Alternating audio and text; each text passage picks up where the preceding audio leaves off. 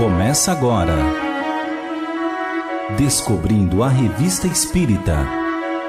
Os fatos, os fenômenos, as análises que auxiliaram Allan Kardec a consolidar os alicerces do Espiritismo.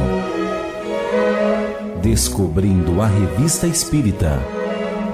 Pesquisa e apresentação, Luiz Armando de Freitas Ferreira.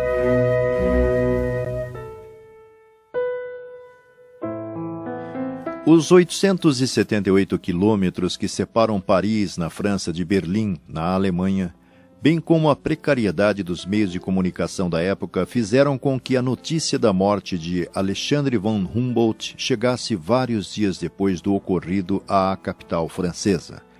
Cientista e explorador alemão, percorreu a América e a Ásia fazendo estudos filosófico-naturalísticos do globo, os quais se encontram na sua grande obra Cosmos, escrita simultaneamente em alemão e francês, caracterizada quer num, quer noutro idioma pela beleza das descrições e pela perfeição da linguagem. Teve ele o mérito de haver aplicado o método cartográfico ao estudo da distribuição dos fenômenos geográficos, abrindo assim novas vias ao estudo da geografia, permitindo uma sistematização, uma compreensão melhor da história da Terra e da evolução geral da vida.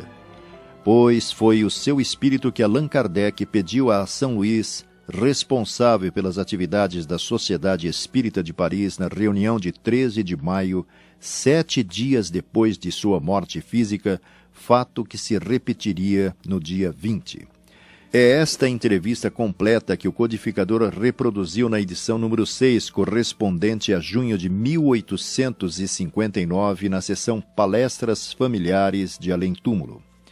Ao todo foram 40 perguntas, revelando informações surpreendentes e originais, merecedoras de nossa reflexão. Kardec, nas 8 primeiras respostas, destaca certa perturbação de ideias do espírito, que apesar de ter desencarnado aos 90 anos por morte natural, o que facilita o despreendimento aliado à sua superioridade e elevação de pensamentos, sempre mais lento e mais penoso naquele cuja vida é muito material. Indagado sobre se estaria contente com o emprego de sua existência terrena, Humboldt diz que sim, pois cumpriu mais ou menos o objetivo que havia se proposto, o de servir à humanidade. Sobre ter escolhido esta existência terrena, esclarece que havia numerosos candidatos a esta obra, tendo pedido a Deus que a concedesse, no que foi atendido. Sobre se lembrar da existência que precedeu a esta que acabava de deixar, responde que sim, tendo ela se passado longe da terra, num mundo muito diferente, um mundo superior.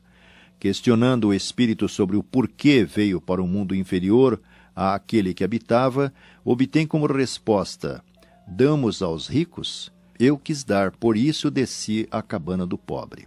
Solicitado a dar uma descrição dos seres animados do mundo de onde viera, esclarece que pouco tempo antes tinha esse desejo, mas compreendeu em tempo que teria dificuldade em vô-lo explicar perfeitamente. Ali, os seres são bons, muito bons. Esse ponto é a base de todo o sistema moral daquele mundo. Ali, nada entrava o desenvolvimento dos pensamentos bons, nada relembra os pensamentos maus. Tudo é feliz, pois cada um está contente consigo mesmo e com todos os que o cercam. Como matéria, como sentidos, qualquer descrição seria inútil. Não que vô-lo diga para vos desanimar, não, muito ao contrário. É necessário que o vosso espírito fique bem convencido da existência desses mundos. Então sentireis um desejo ardente de os alcançar e o trabalho vos abrirá o seu caminho. Sobre o espiritismo afirma não o ter conhecido em vida, mas o magnetismo sim, preconizando um futuro grandioso, a doutrina nascente apesar de um caminho penoso até ele, vislumbrando ainda que será aceito pelos meios científicos, embora isso seja dispensável. Recomenda antes firmar seus preceitos no coração dos infelizes que enchem este mundo por tratar-se de um bálsamo que acalma os desesperos e dá esperança.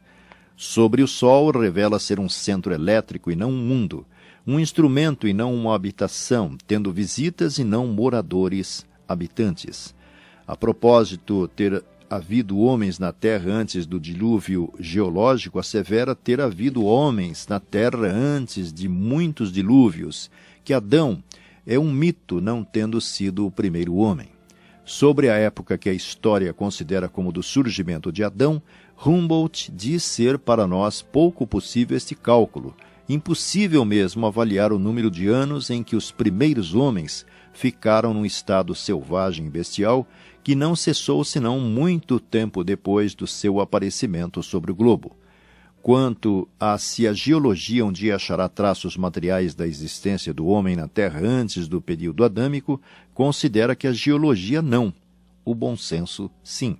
Comentando a entrevista feita com o cientista, Allan Kardec diz que esta comunicação se distingue por um caráter geral de bondade, de benevolência e por uma grande modéstia, sinal incontestável de superioridade do espírito.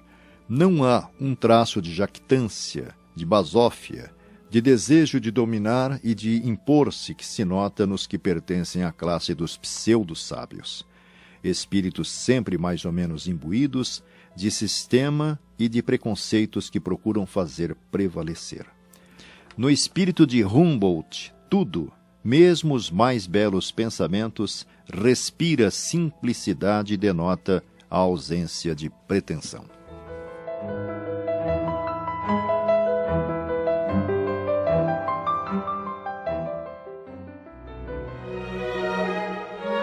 Você ouviu Descobrindo a Revista Espírita. Pesquisa e apresentação, Luiz Armando de Freitas Ferreira.